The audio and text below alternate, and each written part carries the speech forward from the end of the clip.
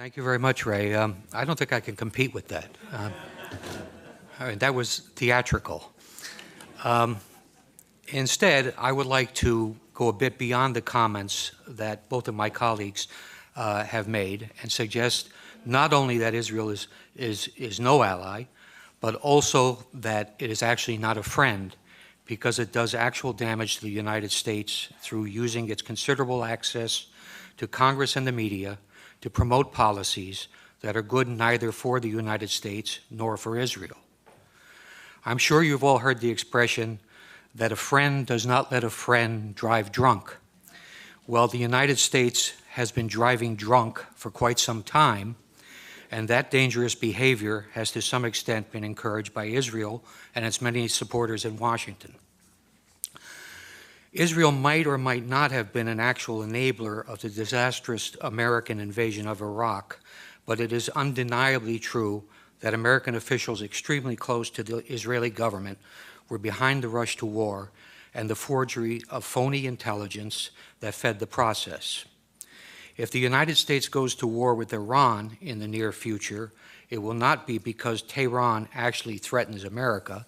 It will be because Israel and its powerful lobby in the U.S. have succeeded in creating an essentially false casus belli to mandate such action.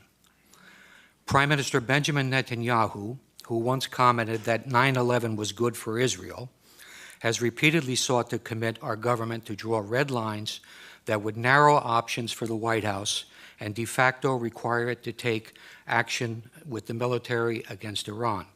Congress is meanwhile advancing legislation that would commit the United States to intervene militarily in support of a unilateral Israeli attack, meaning that Israel could easily be empowered to make the decision on whether or not the U.S. goes to war. Nothing relating to Israel is quite like the U.S. interaction with other countries.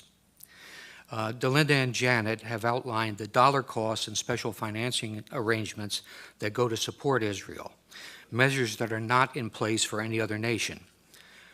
Congress also approved on Wednesday, as part of the United States-Israel Strategic Partnership Act by a vote of 410 to 1, an Israeli exemption from the reciprocity mandated by the so-called visa waiver program. Israelis will be able to travel freely to the United States, while their government will be allowed to refuse entry to American citizens. This is a privilege that is granted to no other country. One congressman has recently even introduced a bill to cut off federal funding for any academic organization that engages in boycotting Israel. Boycotting other countries is okay. Israel interferes in American elections, most recently on behalf of Mitt Romney. It has corrupted our Congress. Its head of government publicly rebukes our own head of state. Government ministers insult and ridicule John Kerry, and its intelligence officers actually provide alarmist and inaccurate private briefings for American senators on Capitol Hill.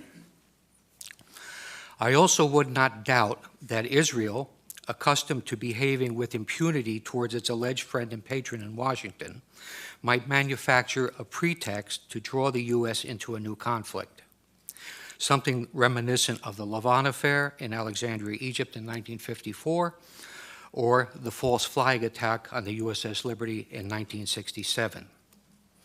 Israel currently strongly supports using force to intervene in Syria, a proposition that is opposed overwhelmingly by the American public. In short, Israel has no reluctance to use its enormous political and media clout in the U.S.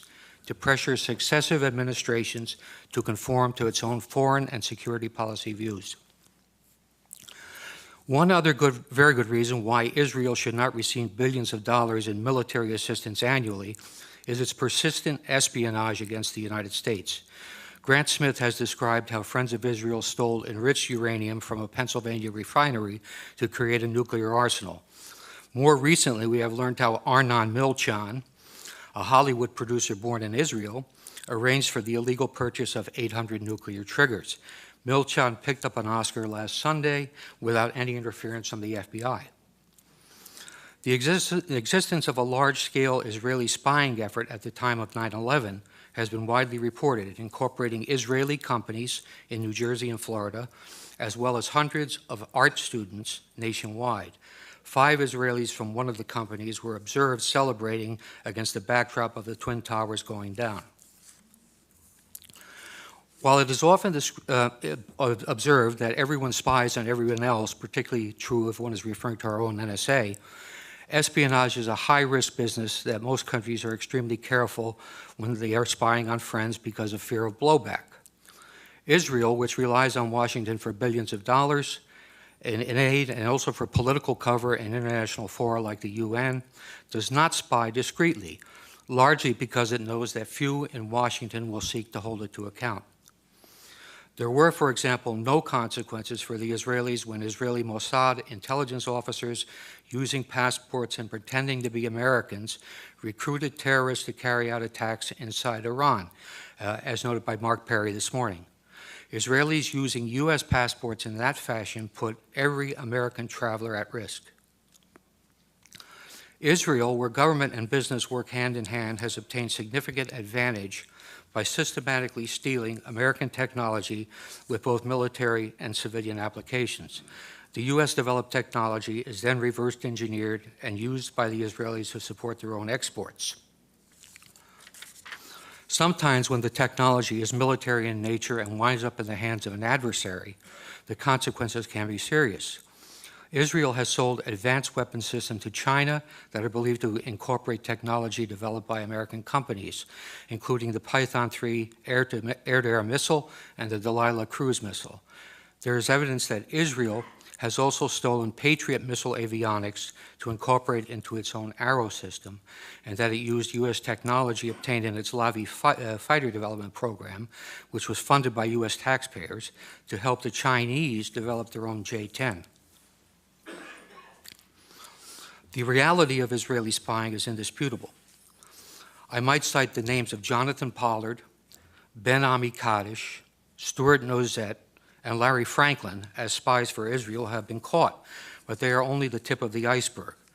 Israel always features prominently in the annual FBI report called Foreign Economic Collection and Economic and Industrial Collection. The 2005 report states, Israel has an active program to gather proprietary information within the United States. These collection activities are primarily directed at obtaining information on military systems and advanced computing applications that can be used in Israel's sizable armaments industry. It adds that Israel recruits spies, uses electronic methods, and carries out computer intrusion to gain the information.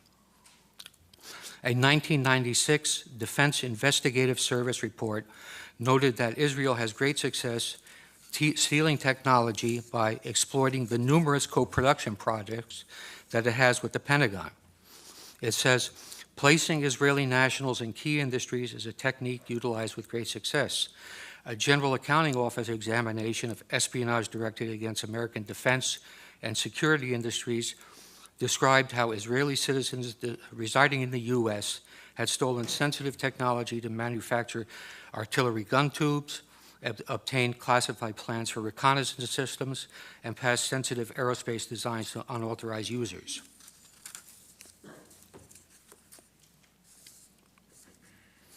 The GAO concluded that Israel conducts, and this is a quote, conducts the most aggressive espionage operation against the United States of any U.S. ally. In June 2006, a Pentagon administrative judge overruled an appeal by an Israeli who had been denied a security clearance. If you can imagine that, an Israeli with a security clearance at the Pentagon. But anyway, they overruled him when he appealed it, and said the Israeli government is actively engaged in military and industrial espionage in the United States. An Israeli citizen working in the U.S. who has access to proprietary information is likely to be a target of such espionage. More recently, FBI counterintelligence officer John Cole has reported how many cases of Israeli espionage are dropped under orders from the Justice Department. He provides a conservative estimate of 125 viable investigations into Israeli espionage involving both American citizens and Israelis that were stopped due to political pressure. So the answer to the question, is Israel an ally of the United States, is most definitely no. Is it even a friend? Well, I suppose there are all kinds of friends in the world, but if you judge Israel by its record on how it interacts with the American government and people, I think the answer would also have to be no. Thank you.